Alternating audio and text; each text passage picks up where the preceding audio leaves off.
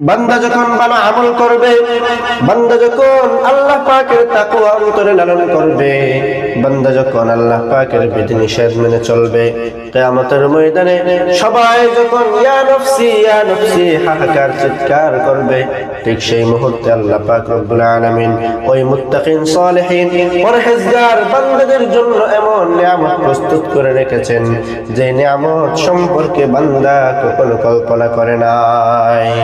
এই প্রসঙ্গে রাসূলুল্লাহ সাল্লাল্লাহু আলাইহি ওয়াসাল্লাম হাদিসে কুদসির ভিতরে ইরশাদ করেন, আ'আদাতু লিইবাদিয়াস সালিহিন মা লা আইনুন রাআত ওয়া লা উযুনুন সামিআত ওয়া লা খাতারা আলা কলবি বাশার।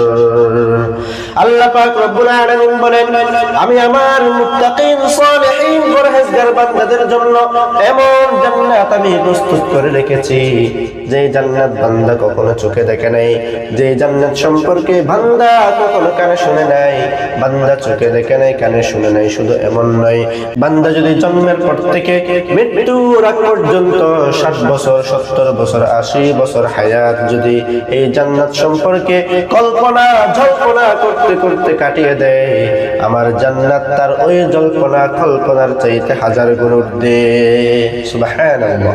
আল্লাহ পাক রব্বুল আলামিনের এই জান্নাত যদি পেতে হয়, বান্দা আল্লাহ পাকের তাকওয়া অন্তরে লালন করতে হবে, আল্লাহ পাকের বিধিনিষেধ মেনে চলতে হবে, মানুষদেরকে সত্যের দিকে ডাকতে হবে, মানুষদেরকে ভালো কাজের আদেশ করতে হবে, মানুষদেরকে মানব জাতিকে খারাপ কাজ থেকে নিষেধ করতে হবে।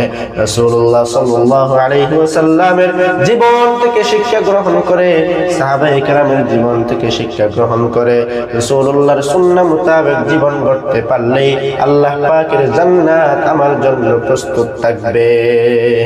আল্লাহ পাক আমাদের সবাইকে ভালো আমলের মাধ্যমে, আমলে সালেহের মাধ্যমে মুত্তাকিন সালেহিন পরহেজগার বান্দাদের অন্তর্ভুক্ত হয়ে জান্নাতবাসী হওয়ার তৌফিক দান করুন। সবাই বলে আমিন।